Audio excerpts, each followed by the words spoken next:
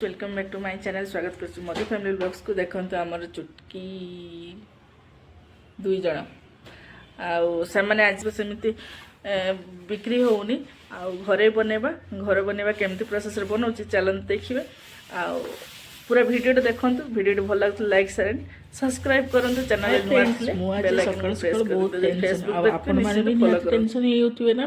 Tiffin कौन देवे चलतु आज गोटे इजी मेथड रे मु कहूँ।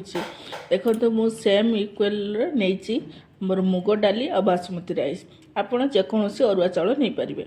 आठी मु माने बासमती राइस को 2 घंटा पूर्व भिजे रखी। आठी मु आपण मान सामने देखा केते क्वांटिटी नहीं। देखो ये मुग डाली भाजी नेबी। मुग डाली भाजी सारापर आम गोटे प्रेसर कुकर क्वांटिटी हिसाब से पानी नहीं नेबा कहीं आम कम बेसी तो करें। आपन जेहेतु बनाऊँच खिचुड़ी टी पानी अधिका लगे राइस बनले सेम सेम नापी पड़ो किंतु खिचुड़ी बनवाई टे अधिका क्वांटिटी पानी ऐड करने पड़ो। देखो मुझे पानी नहीं से लुण आउ हलदी ऐड करके गोटे सेकेंड आम फुटिया छाड़देवा। से भितर आपण मान जो पसंद शीत दिन तो बहुत सारा भेराइटी सब्जी फ्रेश सब्जी मिले। आपन को जब पसंद वेजिटेबल ऐड करने ऐड करेंगे ना स्किप करें। ये मु पानी फुटा भितर परिवा ऐड करदेली गाजर आलू ता भितर मु राइस आउ डाली एबे मु प्रेसर कुकर 3 ରୁ 4टी सीटी आसवा पर्यंत छाड़देवी। देखो ए साइड रे मु तेल नहीं माने रिफाइन ऑयल जगह आप घी भी यूज करें। देखो ये गोटा गरम मसला माने जीरा हिंग तापर आमर तेजपत्र शुखला लंका मुझे पियाज रसुण बनाऊँगी। आप चाहते ओनली अदा और टमाटर भी बन पारे।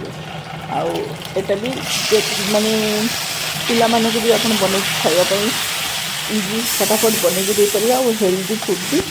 देखो सकाल ब्रेकफास्ट कौन बने कन्फ्यूज हो जाती ना यहीटा ही बनातु।